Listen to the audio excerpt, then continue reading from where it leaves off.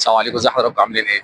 فيديو جديد اللي كنت وعدت حضراتكم بيه عن فيديوهات ازاي تشطب شقتك، وهنتكلم عن الديزاينر.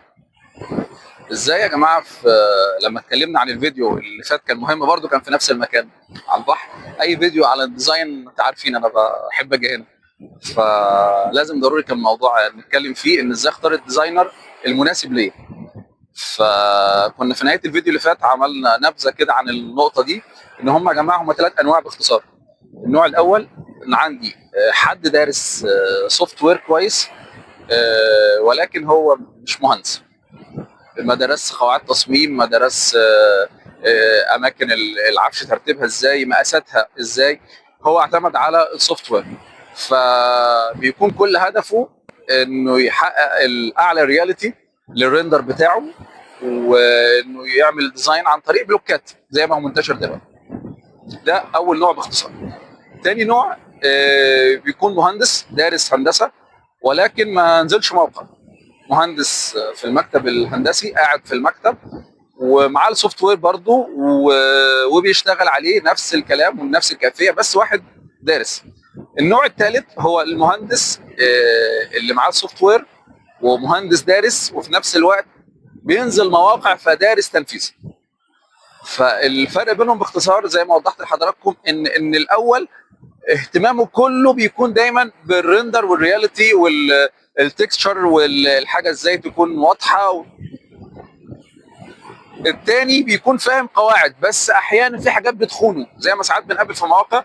ساعات ممكن مثلا عميل يكلمني: باشمهندس والله انا في حد عامل لي تصميم 3 دي وعايز انفذه. فساعات لما باجي على ارض الواقع انفذ الكلام ده، ببص بلاقي كلام ما ينفعش. بلاقي مثلا حاطط التواليت في مكان مش مناسب.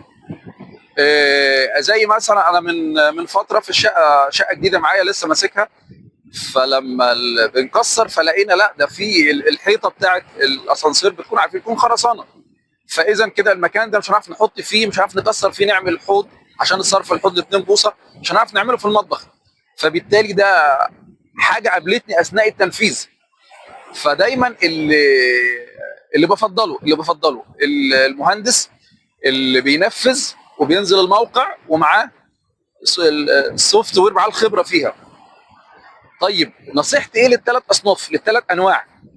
نصيحتي للاول اللي هو مش مهندس وعنده السوفت وير: انزل شوف، حتى لو معايا شركه اطلب منهم. لو الشركه اللي انت شغال معاها: يا جماعه انا عايز انزل بس اشوف الحاجات اللي في الديزاين اللي في الاول، مش لازم تتعمق في التنفيذ، ولكن الحاجات اللي في الاول اللي بتشوفها كذا كذا كذا، هعمل ايه، هنفذ ايه، مهم جدا. وفي نفس الوقت النوع الثاني برضو انت مهندس، انزل وشوف وتناقش مع لو انت ما تكابرش بقى. يعني ساعات بنتقابل في الموضوع ده، اللي عامل ديزاين يكابر. طب يا جماعه لا، ده انا اللي في الموقع. هو العميل مش هيسكن في الديزاين 3 دي، هو هيسكن في الحاجه العينيه اللي هتتنفذ في التنفيذ. فالتنفيذ عندي انا اهم من ال 3 دي موديلنج، لان ال 3 دي ده حاجه بوريها للعميل. فلما تتعارض مع الواقع يبقى اللي شايفه مهندس التنفيذ هو اللي يمشي بالمشوره مع المهندس اللي عمل الديزاين. فمهم يا جماعه وانا بختار اعرف انا عايز ايه بالظبط، انا هوصل لايه. ومهم جدا للثلاث اصناف بقى نصيحه مهمه يا جماعه عشان خاطري: عايزين نشوف كرياتيفيتي شويه في الديزاين. انا بشوف الديزاينات كلها للاسف مفيش اي ابداع فيه خالص خالص. كل الناس اللي بتعمله انها بتجيب ديزاين من بنترست وبتقلده على الواقع. بتجيب البلوكات من مكتبه الشركه اللي انت بتشغل بيها، سواء 3 دي ماكس، سكتش اب، ريفت، اي حاجه وات ايفر. بتجيب البلوكات وتحطها. يعني انا افتكر والله، يعني انا الحمد لله انا من 2005 مهندس ديكور، بدات اشتغل 3 دي واتعلم ال 3 دي 2008. والله انا كنت بشتغل من سكتش اب من ايام ما كان جوجل سكتش اب يعني. فما كانش فيه بقى لا مكتبه ولا بلوكات ولا الكلام ده. انا كنت ممكن عشان اعمل عربيه احطها قدام فيلا تتحط، بس اقعد يوم كامل بعمل في العربيه بس. فده كان بياخد وقت، بس كان مفيد في ايه؟ يعني موضوع انك انت اللي بتبدع شكل العفش، انت اللي بتختار السرير يبقى ستايله ايه، انت اللي بتختار ترابيزه السفره عامله ازاي، الليفنج شكله ايه. فكان كل حاجه انت اللي بتعملها بايدك. فحاسس بقيمه كل حاجه، وحاسس انها هتلمس العميل وهتلمس شخصيته. وده طبعا زي ما كنا اتفقنا قبل كده انجح انواع التصميم. انما دلوقتي بلوكات، انا بجيب بلوك برصص.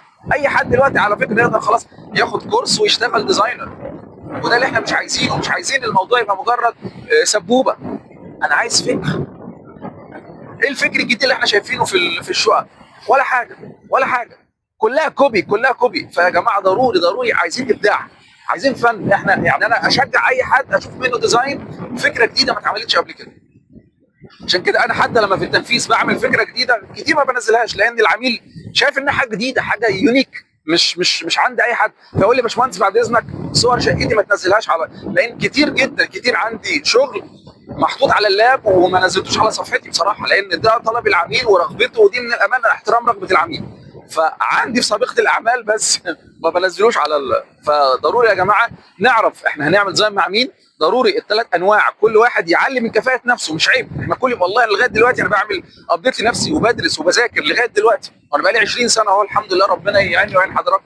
محتاجين نطور من نفسنا، وكل حاجه ان شاء الله من افضل لافضل، ونشوف ان شاء الله ديزاينات منكم حلوه كده تفرحنا ان شاء الله. معاكم مع فيديو جديد ان شاء الله. زي شاطر فين. السلام عليكم.